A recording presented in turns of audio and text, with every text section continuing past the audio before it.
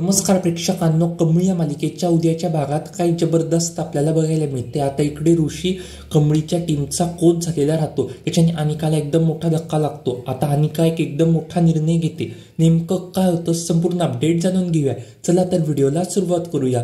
आता इकडे ऋषींनी पण त्या सगळ्या मुलींना बोलवलेलं राहतं प्रॅक्टिस करता। अनिका त्या सगळ्या मुलींना बघते तर काय तिच्या डायरेक्टच पायाखालची जमीनच सरकते। आता अनिका म्हणते, तुम्ही इथे कशाला आलाय बरं, तुम्ही इथून चालत्या व्हा। तेव्हा तिथे ऋषी पण येतो। ऋषी म्हणतो, काय झालंय बरं। तेवढ्यात आता अनिका पण बोलते, हे काही एखादा काही कल्चर नाहीये, हा एकदम पारंपरिक खेळ नाही, हा कोणता, हा एकदम असा प्रॅक्टिकल गेम आहे। तो या सगळ्या मुलींना का बरं इथे बोलवलंय बरं प्रॅक्टिस करता, त्याच्याने आम्हाला त्रास होतोय।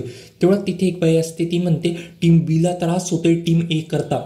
तेवढ्यात ऋषी पण बोलतो, माझ्या मुलींना कोणी काही देखील एक बोलायचं नाही।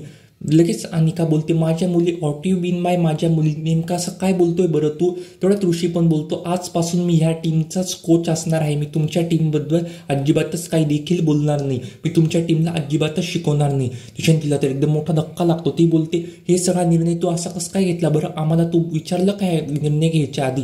तिला असा प्रचंड असा धक्का लागलेला राहतो। आता ती डायरेक्टच कमळीला म्हणते, कमळी आता मी तुला अजिबातच सोडणार नाही, हे मी जिंकेल नाही जिंकेल कबड्डी ते दूरचा प्रश्न आहे, पण मी याच्या पुढे तुला अजिबातच सोडणार नाही, मी तुझ्या बरोबर काय करते ना ते बघच।